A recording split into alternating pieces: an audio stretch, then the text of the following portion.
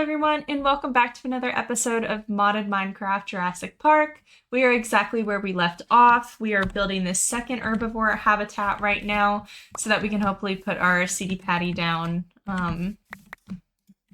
It's probably done in the incubator, honestly. Well, actually, I don't have a chunk loader over there, so maybe not. But in the meantime, I am just trying to get this wall sorted, and we're doing it basically, well, exactly the same way as we did the other, just for the sake of continuity and because I think it looks nice.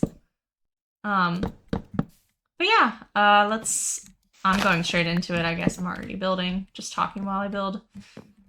I guess that's how you kind of do this kind of thing. I did want to kind of talk about a story, I guess, that I have. As I'm sure you know, I've definitely mentioned it before, but I work as a veterinary assistant at we do general practice, so like where you take your dog to go get vaccines. But then we also have an emergency room, and I'm technically one of the ones that goes and does the ICU, which is, you know, what we call us, the people that do the the hospitalized patients. But anyways, I'm a little bit new to this YouTube thing. I promise I'll get into my story in just a second. But yeah, I'm trying really hard to do like new things, especially because my boyfriend he had like a little he had his own time with YouTube, so he is a little bit more, let me get out of this way, a little bit more knowledgeable when it comes to like what's good and what's bad and what you should do and what you shouldn't do. And anyway, one of the things he was telling me is to try and like talk about a story, and you know, I didn't really know what to talk about, but I guess that's kind of what comes with being a skilled commentator, is just always having something to say or something interesting to tell. And so anyways, I'm gonna try and do that today. I like that you can see the snow on this. I'm wondering if that's gonna be a problem though once the season changes. Excuse me. Okay, let's see. But yeah, now that I'm kind of being put on the spot though, I feel like every single day when I come out of work, I always like tell him about the crazy things that we end up seeing. And now now that I'm like not thinking about it though, it's kind of hard to come up with one. But yeah. I guess just I can just kind of talk about what I do at my job anyways. So some of the GP is what it's called, general practice. Again, like going and getting a vaccine, that's a GP appointment. Is I'll help with those, of course, as the doctors need them. And a lot of the times, train your dogs, by the way, they're not very nice. Like it's one thing when they're nervous, you know, of course, because thinking about it in their perspective anyway, I would think that being touched by a bunch of aliens wouldn't be very nice anyways. But unfortunately, it does have to be done. You know, they don't know it's for their own good, but it is. But for a lot of dogs, it's like and cats, pets in general, it's a super stressful experience because, you know, these are not people that they're around, and they don't know why they're there. They don't know why they're getting poked or prodded or held against their will. And anyway, it can sometimes make animals not very nice to handle when they do go to the vet, which is unfortunate, but it is just how it is. Like, I remember there was this one cat that we had. I won't say names, of course. Not that I think that they would be watching anyways, but you know, just in case, privacy reasons. This little cat had been with us for a few days. It was there for flea anemia, so fleas drink the blood of you know, the animal that they are attached to.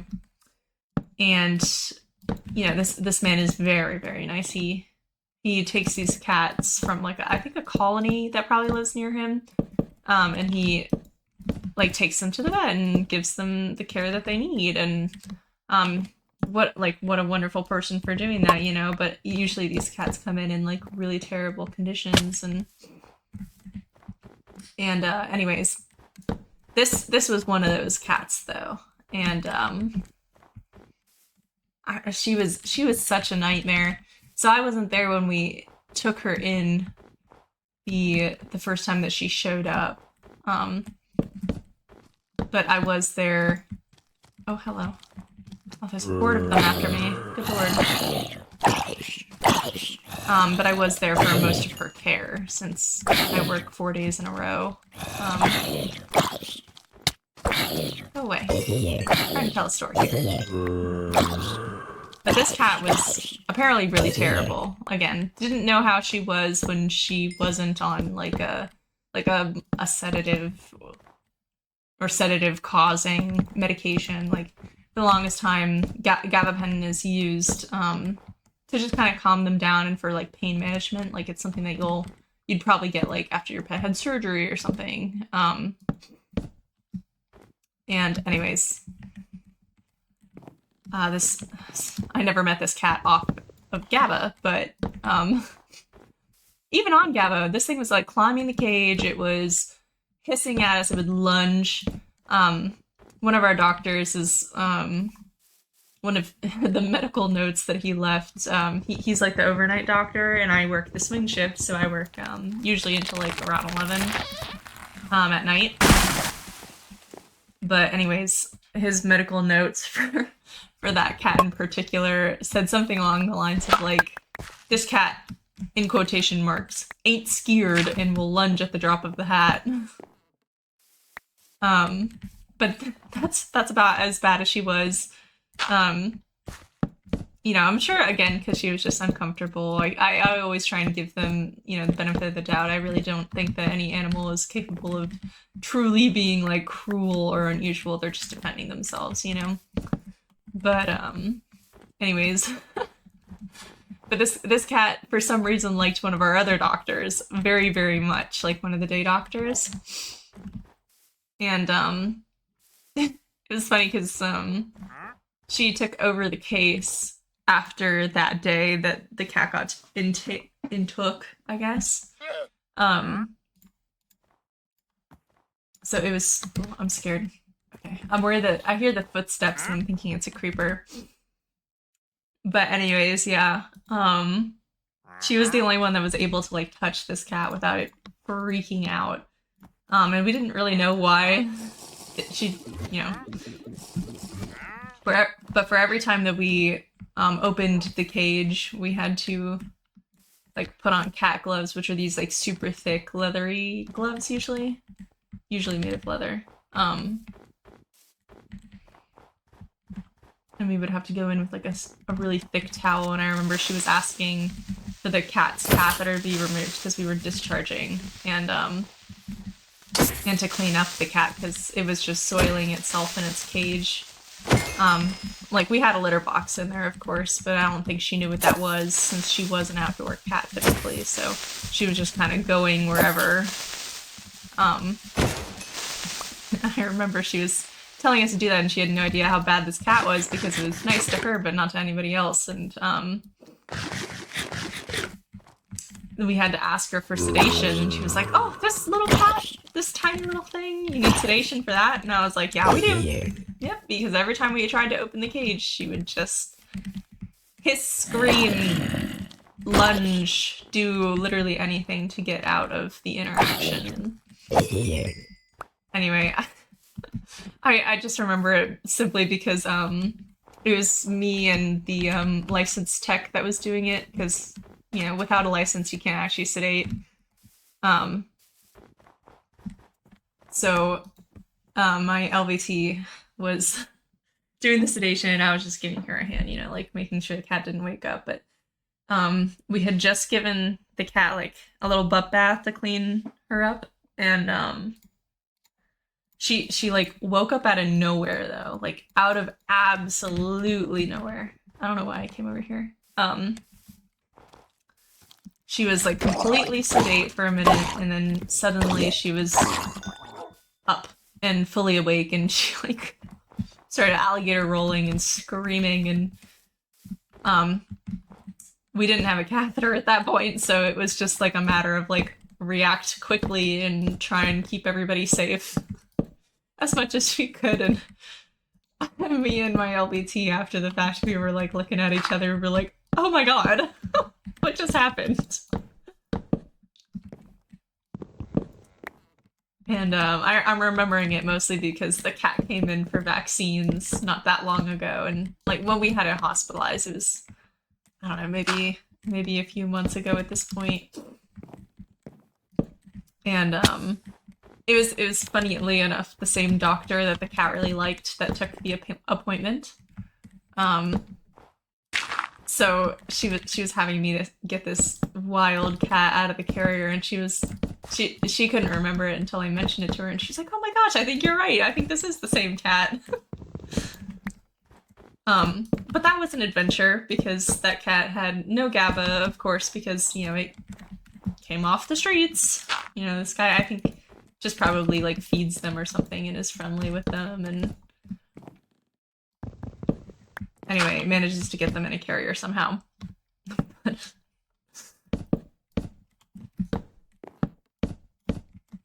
But yeah, I had to like wrestle that thing out of its carrier.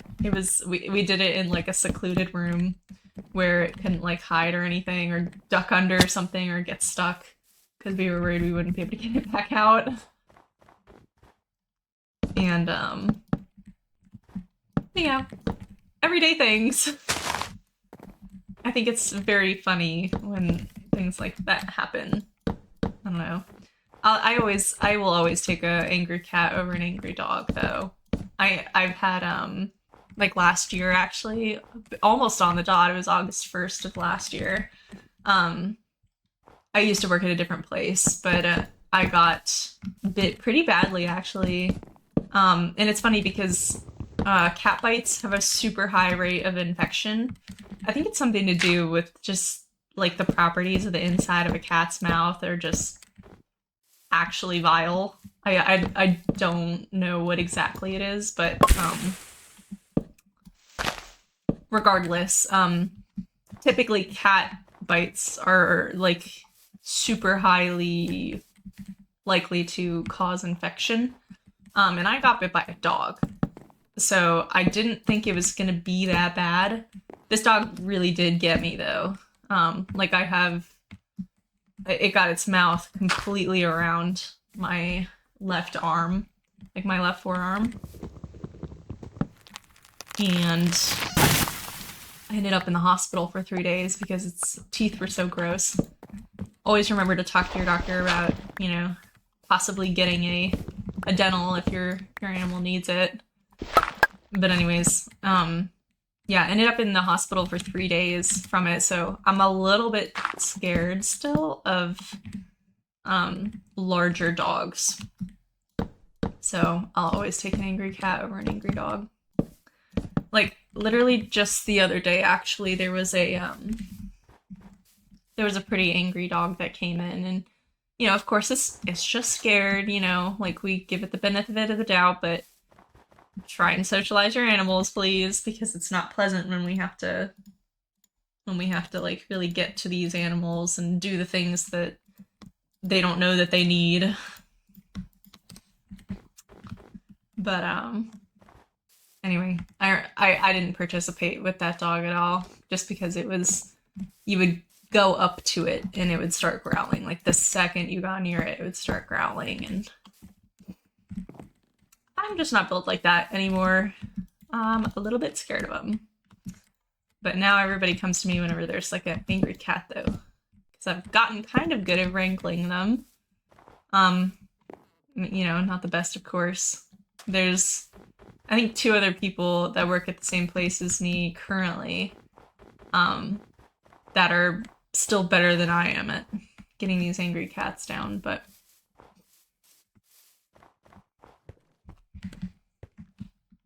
it was funny because one of my coworkers was telling me last night when I was working, she was saying like, oh, like I didn't have my normal schedule this week, and I'm usually there on Monday nights, and I wasn't, or I guess maybe this was Tuesday night, but anyways, um, she was saying like, "Oh, we missed you. You know, there was a super angry cat that came in, and we didn't have you to wrangle it for us." I was laughing at her. I was like, "I'm sure you made do anyway. As we always do. You have to make do. If you don't, then the animal suffers, and that's ultimately worse for it." We always try and make the experiences as positive as we can for the animals, though, you know? Like gentle, slow handling and trying to keep them as calm as possible and not give them any reason to hate us. It's always easier to work with an animal that you build a relationship with than to just go in there and suddenly be on top of an animal that doesn't know you at all. So that's typically what happens. There are little signs that we put on the cages, like go slow or caution, you know, like will bite, and most of the time it's just because the animal like hasn't gotten a chance to like settle in. But usually by day 2 they're pretty okay, and it's pretty few and far between that we get like a truly aggressive animal. And even then, you know, it's probably just because it hasn't been socialized, hasn't been around other people, doesn't go around other dogs or animals. And that just all comes with the territory, you know?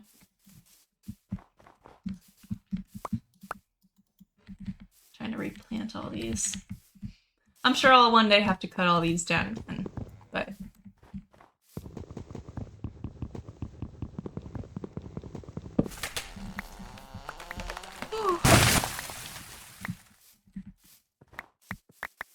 Here we go. I wonder if I'm making this forest too dense by planting all these so close to each other.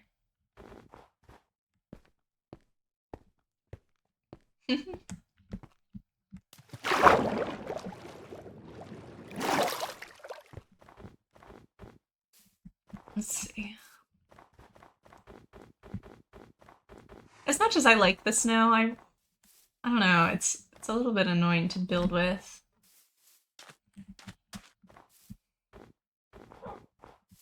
Okay, here's all this. My wolf is in there. Okay. I should have gone to the crafting table.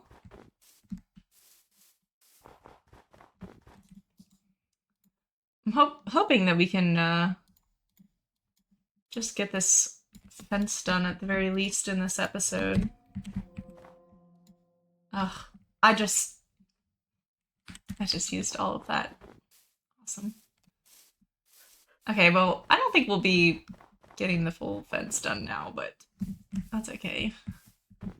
I'll use all this eventually. Oops. I'm gonna have to build it off of it in the meantime. Oh my gosh, I hate fences. I hate these blocks that are like not a complete block. I don't know what it is. Maybe I'm just stupid, but...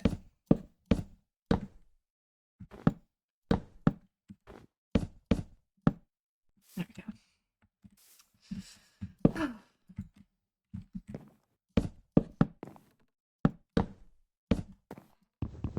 You never really know what side you're building on. Like, I know it's highlighted, but still.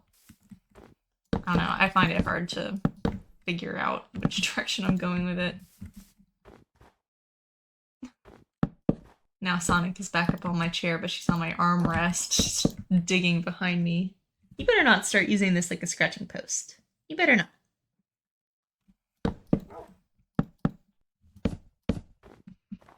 Go. Okay.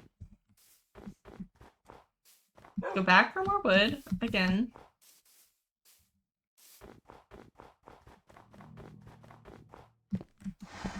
I want to see how big he's getting.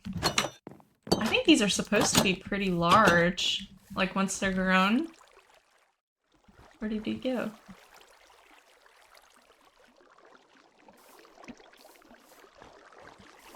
Hello? Where did he go?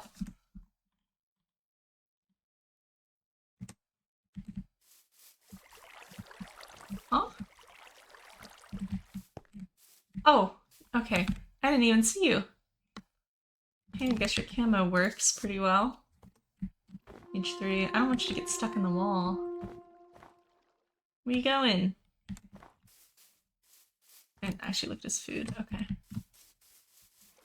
Yeah, so these are growing pretty quickly too. I'm getting rid of all this grass. I want this to really take over this enclosure because this is such a stupid easy food source.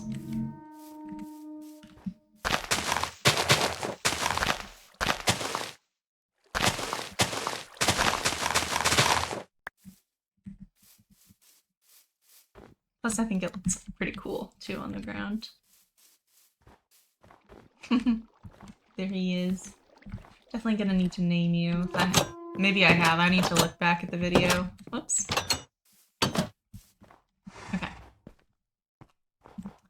Actually, I guess I'll just go do that off camera because we're basically out of time anyways. So thank you everybody for watching. I hope you have a good night or day, whatever time zone that you are in. In the next episode, we'll definitely finish off that, and I'll also collect some materials